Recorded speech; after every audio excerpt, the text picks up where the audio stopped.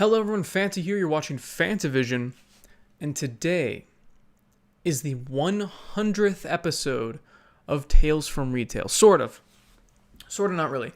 100th of the playlist, not necessarily, maybe the series too. I think it's the series as well because, yeah, and it's kind of crazy to me because there were a couple of videos before Tales from Retail that kind of formed into the series as we know it today. There was, of course, the very first video, which was GameStop is garbage, understaffing to save a buck. And the second episode of that was GameStop is garbage, episode 2, getting kicked out of a store. So these were different stories that I was telling about GameStop. I was pretty upset at that time about just having various annoyances whenever I visited GameStop. I was in a very difficult time in my life, and I felt like making these videos, kind of just venting to the camera, I don't know, it was kind of a good way to kind of get out all of that just negativity and awful feelings I had, and it was kind of my own form of therapy in a way. And I kept doing the series because it really did catch on, and it was also therapeutic to a lot of other people as well. And I've heard countless stories because of this series about people getting motivated to leave, people saying they're going to start treating people better at these stores, and just kind of being thankful for the job they have that isn't retail. And really, that is why I started making the series, was for myself and others to feel better and to treat other people better in retail, because I noticed as I worked retail, just people were just treating you like shit just because you worked retail.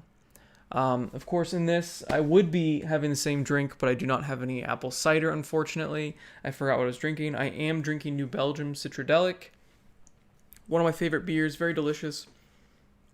So, for the 100th episode, instead of complaining about GameStop as the series was born through, I'm going to discuss how I would save GameStop, which was actually suggested by one of you. I believe it was, really quick, let me double check the name. I want to make sure I'm crediting the right person. Neon Goblin. And I'm sure other people suggested this idea as well. He was just the comment I saw on the most recent video as I was going through, kind of doing as I do and panning for gold, because, like I said, my original list, I just completely am out of ideas. So I've been panning for gold in the comments. So saving GameStop, how would I do it if I were CEO? How would I turn the company around? And the thing is I feel like years ago, this question would have been so much easier, because there are so many different things that have changed about GameStop that have made it almost an irreversible direction. But I think we should still explore today what can be done and discuss maybe what I would have done if there were other factors involved. What I mean by that is, first thing I would do is 100% make the Power Up Rewards program just good. You know, it used to be amazing. Make it amazing again, you know?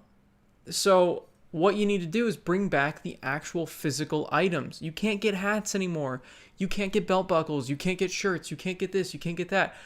Which I understand that it costs them in shipping, but a lot of people would pool their, just keep buying stuff. They keep shopping there. They're very loyal, and they're very happy about the items that they were getting from GameStop.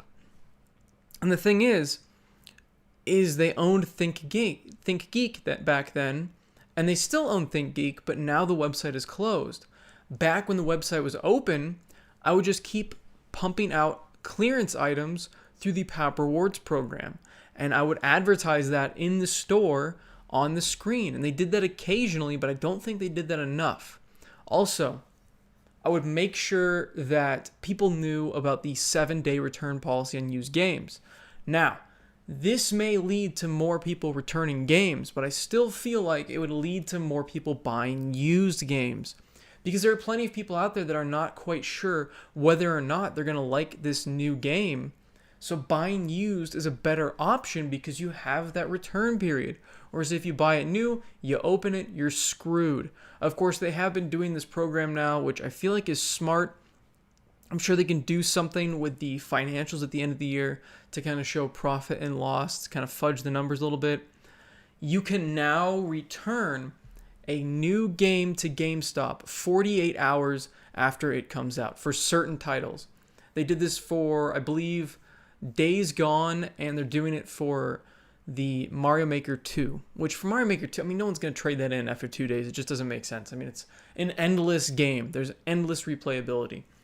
But for Days Gone, I'm sure there's quite a few people that were kind of disappointed by it.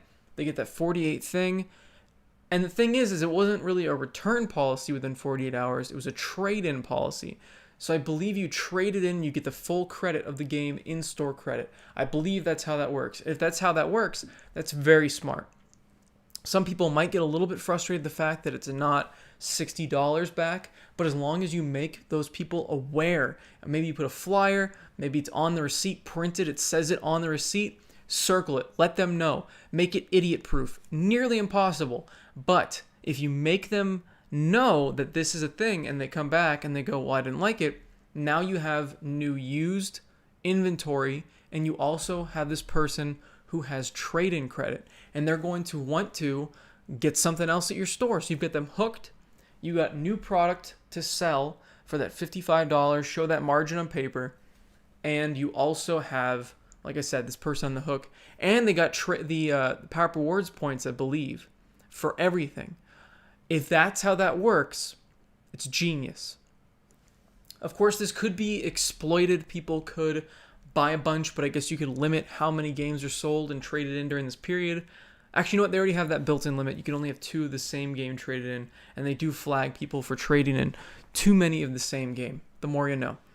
Also, I would definitely get rid of those practices that piss people off ASAP. I have heard from a lot of people in the comments section that there are still stores that have the people go out from around the counter and do the whole flyer thing. If you don't remember what that is from one of my previous episodes, that's where you follow the customer, you figure out where they need to go, you guide them to the used section instead of the new, you go back, you print out or pick up a pre-order list of all of the games coming out for the console that they're staring at, you go back and you bug them again.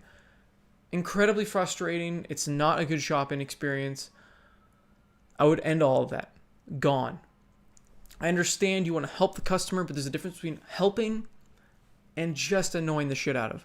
And by constantly approaching people that are obviously just wanting to look, and you're just shoving all these papers in their face, they're not going to want to come back to the experience. It's already a small enough store. I feel like giving the customer some breathing room is the best way to go. Another thing that I think needs to be fixed is the number of older games in the store. I feel like there needs to be more. I think some of the board games and other merchandise that is not video games needs to be moved out of the store. I understand the need for it. They have been making a lot more money in that department. But I feel like if you started carrying more GameCube games, stuff like that, people love that kind of stuff.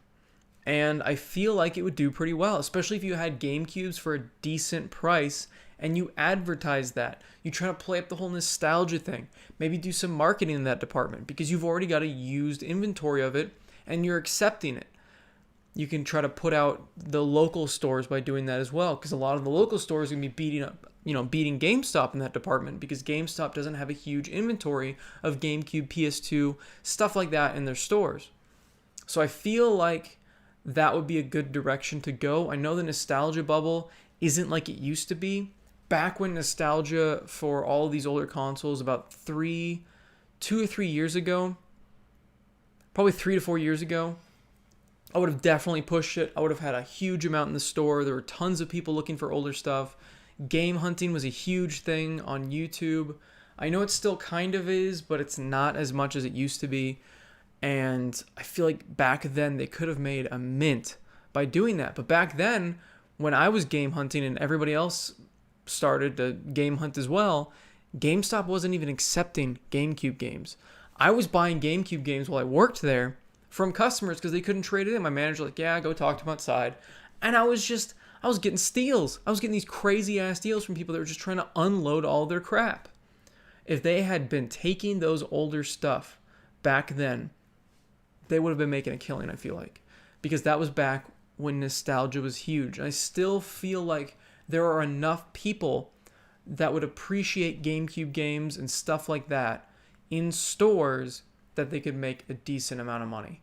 Maybe I'm wrong here, but I feel like just emphasize more on games, less on merchandise. Because the more you go into other directions, GameStop has never succeeded at anything. They failed in phones. They failed at phone plans. I mean, they took phones in for trade, phone plans, iPods. Now, the thing is iPods they made a decent amount on, but I feel like they got more stolen than sold. So I don't think that was the right way to go. Plus, it's a lot more complicated trade-in process. You've got all these other things you have to worry about. I would have never done phone plans. That's another thing I would have saved GameStop. I feel like if they had never done that in the first place, they wouldn't have alienated so many people by having clogged stores. I would try to make sure that stores weren't understaffed. That'd be a very difficult thing to do. But remember that customer experience is the number one thing that keeps people coming back to your store. So making sure that these people have a positive customer experience is what you need to do. Trades. Now, a lot of people say that GameStop gives terrible trade-in. Honestly, I don't think it's that bad. Everybody expects their Madden games to trade in for a lot of money. Now, do I think they should give more trading credit for games that have recently come out? I do. Because they do need to beat out eBay and they need to cut out that, cheap ass reputation that they've gotten. So they did try to combat this by giving $35 within like the first week or something. I would probably up that to $40. But of course, it's also trading credit. So, the customers are more likely to, stay in the store, buy more stuff. And $40 isn't enough to buy that brand new used game. The thing is the used prices are really not that great. I would also drop them down by about another 10%. So instead of being 55 used, it'd be 50. Now I understand that this is a decent cut into how much money they'd be making in profit, but it's also going to incentivize people to buy used over new. And that's what they want to do because that's where they make the most profit. And if it's only a $5 difference between new and used, I'm going to pick new every time because I don't know where that game's been. I don't know the complete condition of it. And even if I'm looking at the condition of it, I'm still going to go, well, it's only a $5 difference. I mean, who cares? Whereas if it's and I understand that the GameStop Pro card does bring that used game down to 50, but if you bring it down to 45 with that card, you're going to be getting even more people to get the membership cards. You're selling more memberships because people are going to see that value. They're going to be buying these new games that were just traded in for $45 instead of $60. That's great. That's because you have to keep up. You have to keep up with the competition. Right now, Amazon is constantly giving that $10 discount. Best Buy is giving that $10 gift card for a lot of pre-orders. Some people still have GCU, but you don't really have to factor that in anymore. But if they'd started that way back when, they could have been combating GCU. I mean, GCU is bringing it down to 48, but if you're beating them at 45 for a used game, maybe, okay, not me, but a lot of other people would be seeing that savings and going, it is used, it is $3 cheaper, only $3 cheaper than new, but at the same time, a lot of people didn't know about GCU. But the people that did know, they still might be thinking, my GCU is going to run out. Do I really renew it? I've already got the GameStop thing. I'll just get it at GameStop. So there's all these different factors where they've been just losing to the competition just because they wanted to hold on to as much profit as possible. And I understand that, but at the same time, you're not getting that profit if you're not selling the games to begin with. Another thing I would change is the GameStop TV. GameStop TV is one of the most annoying things on the planet. And I think it's because the cycle is too short. Even while I'm in GameStop, I've seen this cycle too many times. It's always too loud. I would make sure that the store's volume is loud enough to hear it, but not loud enough to be annoying. It does need to pierce through a little bit of a crowded noise, but I feel like if the stores had like let the stores decide the smart way to do it. I know a lot of this stuff is going to come down to micromanagement, and management needs to take care of it. I would have the district managers make sure we've got smart managers. Of course, you need the brightest individuals you can, which means I would unfortunately have to pay more for managers because right now staff isn't paid shit. However, a lot of the staff is happy. A lot of people I know that work at GameStop are happy with their job. They're satisfied with the free games and consoles. That's fine. But a lot of people like me, I would never want to be a manager at GameStop because they make like 40. And that's it. I mean, this is a full-time store manager that is taking care of everything. And of course, it does matter, how many years you have. It matters what region you're in. Your salary is going to be all dependent on that stuff. There's a lot of different things that go into it. But I feel like having a more competitive pay is definitely important to lure in more people, make it more appealing to smarter managers. Smarter managers are going to turn around stores. And speaking of stores, I would 100% start closing more stores that are not profitable. I would look at the years that they're not how many years have been not profitable? Why are you not profitable? What area is this in? Does it need to be in this area? Can we move this somewhere else? That is something that GameStop definitely needs to do, because maybe not anymore, but back then they had stores that were super close to each other. There was just no reason for them to be that close. I remember when I went to the Tucson Mall. Tucson Mall had EB Games, Software, etc., and GameStop. GameStop bought both those other businesses. And for a while, EB Games and GameStop were still open at the same time. I believe they're all closed now and only GameStop remains. But I feel like even if we're not talking about that case, there are still plenty of other times you'll see GameStop. A little bit further down the road, another GameStop. You don't need GameStops to be that close to each other, especially if they're not profitable. Definitely going through the numbers, going through with the people that look at the profit and loss, and just take a look at the different maps. I'm sure they think about it now, but I feel like it could be improved even further. Everything can always be improved. That's another thing I'd have to look at if I were CEO, just all the different things we're not seeing in the background. The different waste things that I've noticed that GameStop does all the time is they're paid to advertise in stores, but I feel like I guess they've changed that too, actually. They used to have these cases, and you'd fill up the cases with artwork, each individual case. They'd make a slight change to the artwork. You have to rip out all the cases again, rip out all the artwork, and put in the new stuff. I felt like a Supreme waste of paper. Felt like a lot of very expensive printer paper.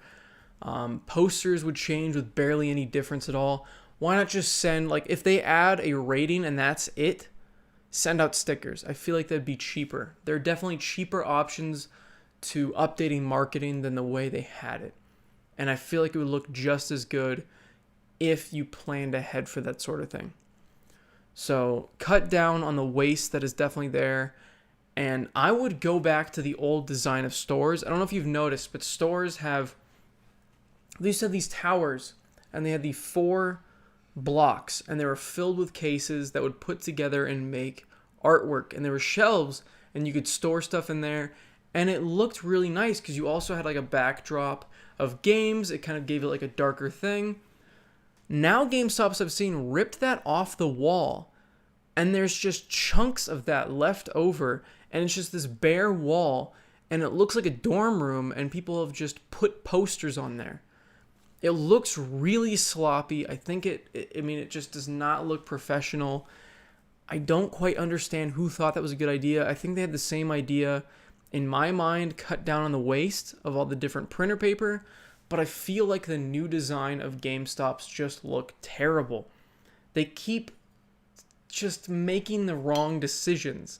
Another thing I think I would do is make sure that stores aren't super cluttered, because whenever you go into a GameStop, I feel a little claustrophobic because of just how much shit there is now. All the merchandise is clogging the walkways.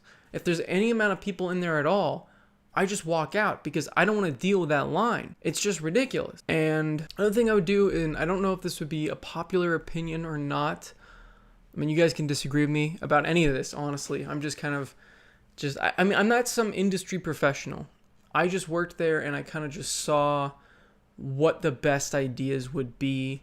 I just kind of saw, like, I picked up on different trends and what customer complaints were, what you guys have said. I've kind of compiled all that info in my brain, and now I'm just kind of going, well, these seem like good ideas. And there might be other ideas I haven't thought of. You guys, like I said, can tell me down in the comments what ideas you have to save GameStop. But I think opening later would be a good idea. Opening later, and not necessarily staying open later because they're already open till like 9. And 9 is late enough. People don't need to buy games at midnight unless it's a launch. But I think opening later would make a lot of sense. Nobody needs to go to GameStop at 8 a.m. And I'm sure some people are going to disagree with me. Maybe have it open earlier on weekends. But during the week, I feel like having them open at 12, closing at 9. So they're only open 9 hours instead of 8 to 9. I don't think they need to be open that many hours. And by cutting down the amount of hours that the store's open, they're saving money on electric costs. They're saving money on paying workers. They're saving money all over the place. Now, this does make it a little bit more difficult because you do need to have people paid full time. And I feel like there are ways that you can still get that accomplished. But I think if you had it open shorter hours, it would save a lot of money. And I don't think it would affect business hours too much. Maybe even have it closed closed until later on the weekdays, open earlier and open later on the weekends. So maybe open till 10 and open at 8 on the weekends. So that way people like me or a lot of other people that have jobs that are Monday through Friday, lots of people that way, kids going to school Monday through Friday, they get the weekend off. Maybe the first thing I want to do in the morning is go to GameStop. I definitely saw an increase of traffic in the morning on weekends than I did during the week. During the week, nobody came in until about the afternoon. And I know this might not be the case for every store, but every store I worked at, that seemed to be the case. And it makes sense. Why do you need to go to GameStop in the morning? You don't. It's not a necessary place. It is not selling groceries. This is not something you need now. Of course, when games are launched, open early, by all means. Talk to the game industry. Why the hell are they releasing games on Tuesday? Can we talk about that real quick? Why do they sell games on Tuesday? It doesn't make sense to me. Why not Friday? You think a game releasing Friday at midnight would make a lot more sense. Or Saturday, so have it Saturday but Friday at midnight. I feel like selling games on the weekend would make a lot more sense to me. I don't know why they picked Tuesday. Maybe there's some reason. Let me know in the comments if there's some crazy reason that I'm missing out that they're selling these games on Tuesday. It just doesn't make sense to me. Why would you release it in the middle of the week? I don't get that. Most people have to work or go to school during the week. Release them on a weekend. I feel like this is just, it's so easy.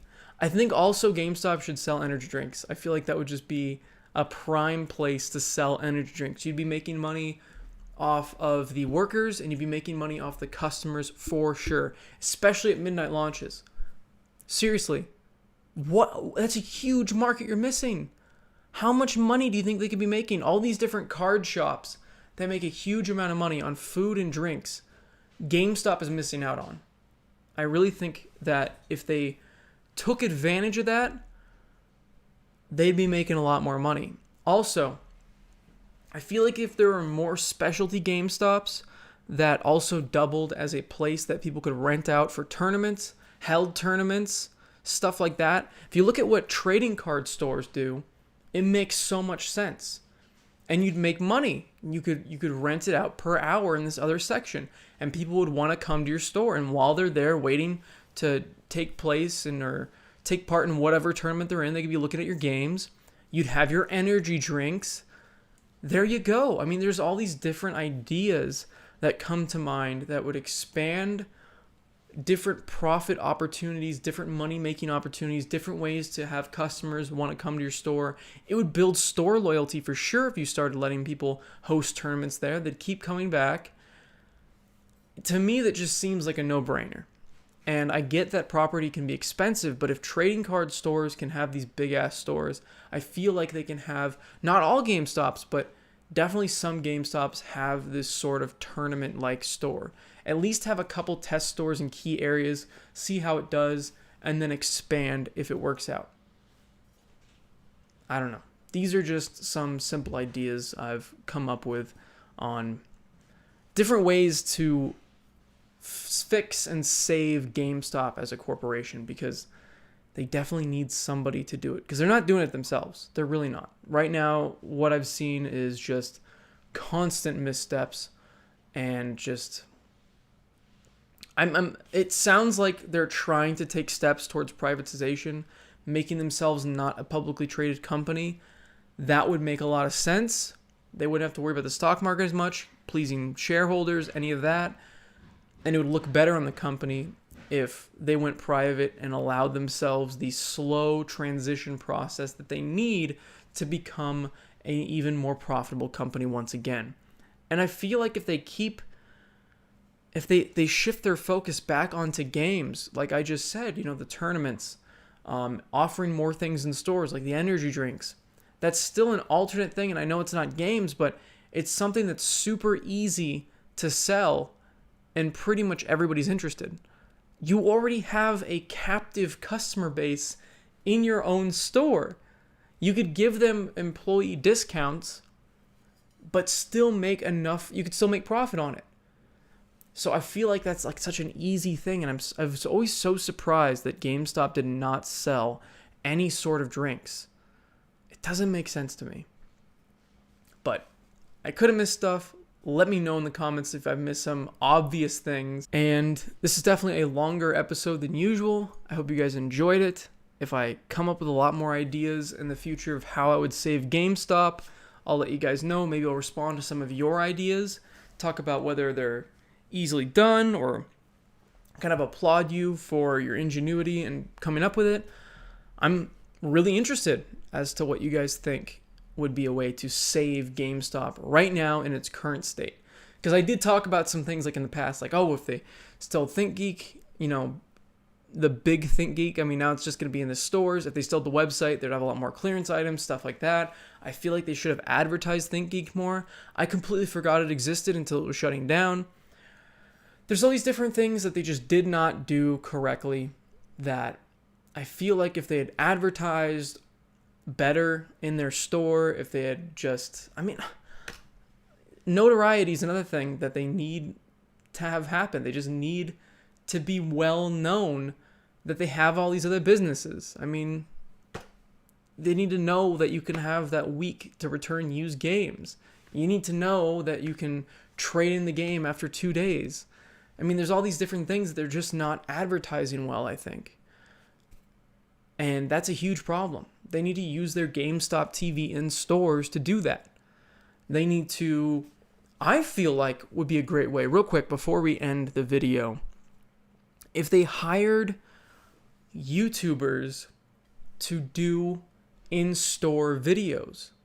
If they did, I know they did that in the past with like Tobuscus and a couple other YouTubers that did like, actually I don't even know if GameStop worked with them or it was like Ubisoft. It might have been Ubisoft that worked with them.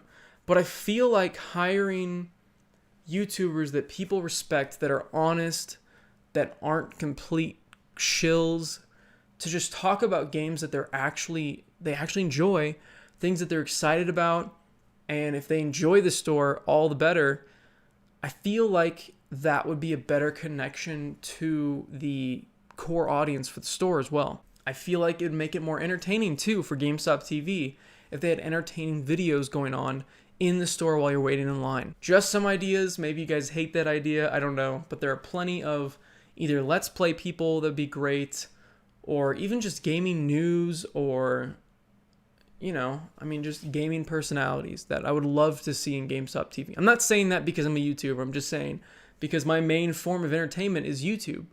That's what I normally do when I'm looking for something to watch. I normally watch YouTube. So if you get those kind of people on the TV that a lot of people really enjoy, I feel like that's another draw to your store. Exclusive videos from this person in GameStop. I don't know. So, like I said, please let me know your ideas down below in the comments.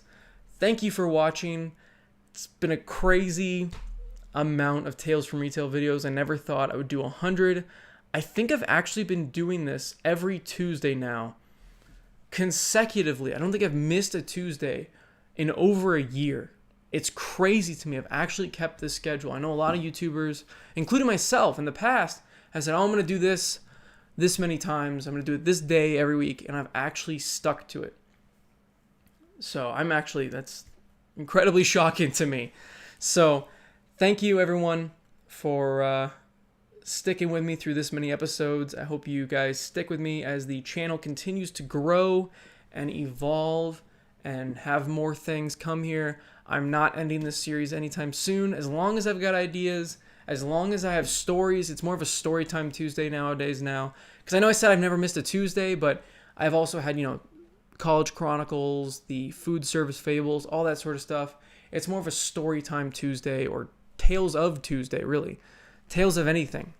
And I hope you guys still enjoy it. And as always, have a fantastic day.